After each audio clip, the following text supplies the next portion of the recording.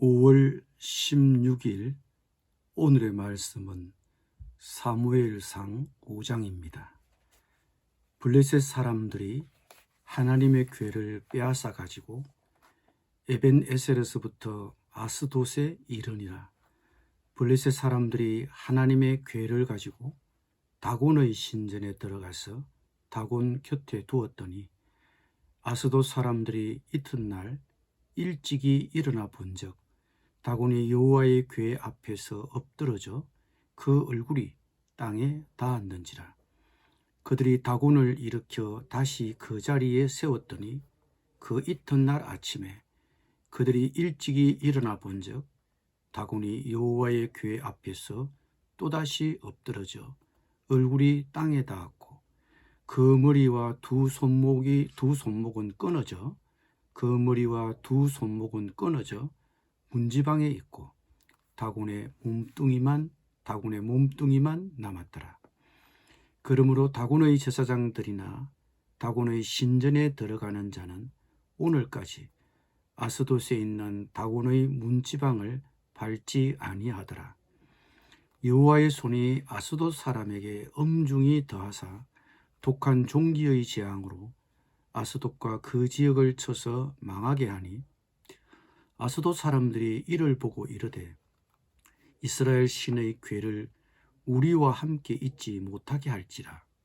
그의 손이 우리와 우리 신 다곤을 친다 하고 이에 사람을 보내어 블레셋 사람들의 모든 방백을 모으고 이르되 우리가 이스라엘 신의 궤를 어찌하랴 하니 그들이 대답하되 이스라엘 신의 궤를 가드로 옮겨가라 하므로 이스라엘 신의 궤를 옮겨갔더니 그것을 옮겨간 후에 여호와의 손이 심히 큰 환난을 그 성읍에 더하사 성읍 사람들의 작은 자와 큰 자를 다 쳐서 독한 종기가 나게 하신지라. 이에 그들이 하나님의 궤를 에그론으로 보내니라. 하나님의 궤가 에그론에 이른즉 에그론 사람이 부르짖어 이르되 그들이 이스라엘 신의 궤를 우리에게로 가져다가 우리와 우리 백성을 죽이려 한다 하고 이에 사람을 보내어 블레셋 모든 방백을 모으고 이르되 이스라엘 신의 궤를 보내어 그 있던 곳으로 돌아가게 하고 우리와 우리 백성이 죽임 당함을 면하게 하자 하니 이는 온 성읍이 사망의 환난을 당함이라. 거기서 하나님의 손이 엄중하심으로 죽지 아니한 사람들은 독한 종기로 치심을 당해 성읍의 부르짖음이 하늘에 사무쳤더라. 아멘.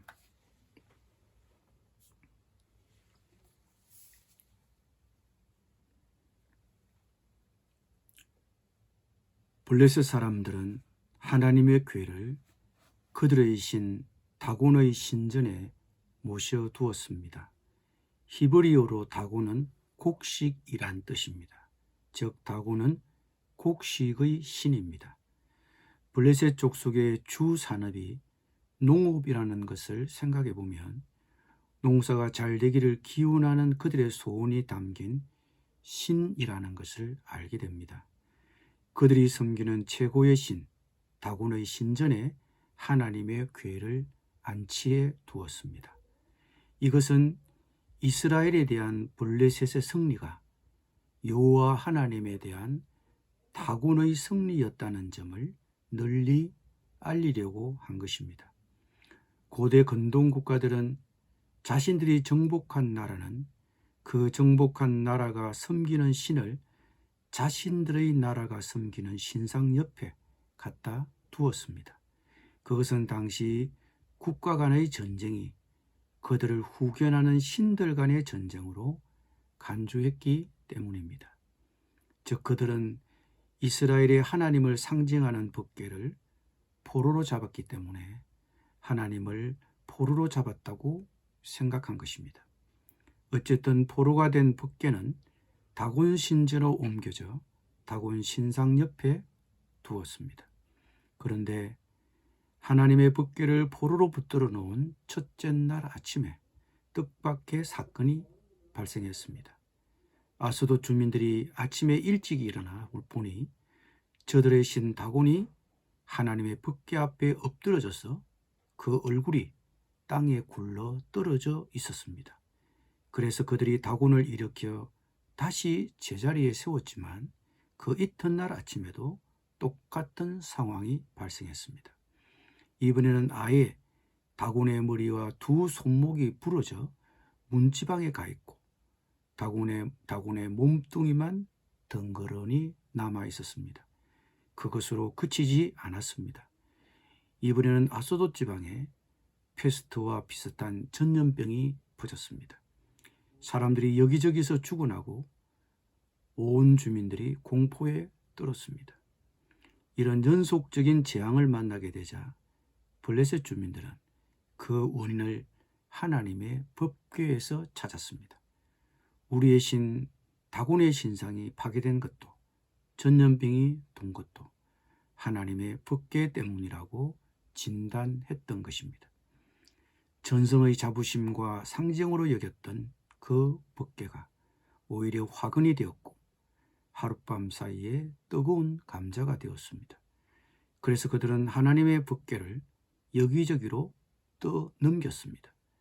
아스돗에서 가드로, 가드에서 에그론으로. 그러나 법궤가 가는 곳마다 얻은 것이라고는 전염병이 휩쓸고 간 죽음의 흔적뿐이었습니다. 온 성읍 사람들이 큰 혼란에 빠졌습니다.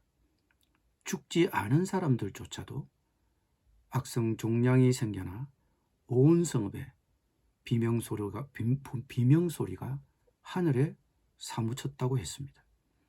아마 블레셋 사람들은 이스라엘과의 전투를 이기고 하나님의 법궤를 뺏어올 때 지역 전체를 지배할 수 있는 강력한 무기를 손에 넣은 것 같았을 것입니다. 법궤를 빼앗았다는 것은 그 유명한 출애굽의 하나님을 사로잡아 온 것입니다. 이제 하나님의 법궤를 빼앗아 왔으니 이스라엘은 힘을 못 쓸 것이라고 생각했을 것입니다. 아마 그들은 하나님의 법궤를 신의 능력을 발휘하는 보종의 전술 무기쯤으로 생각했을 것입니다.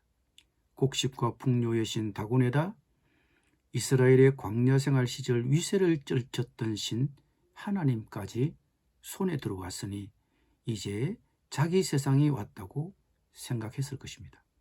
그런데 그들은 재앙을 당했습니다.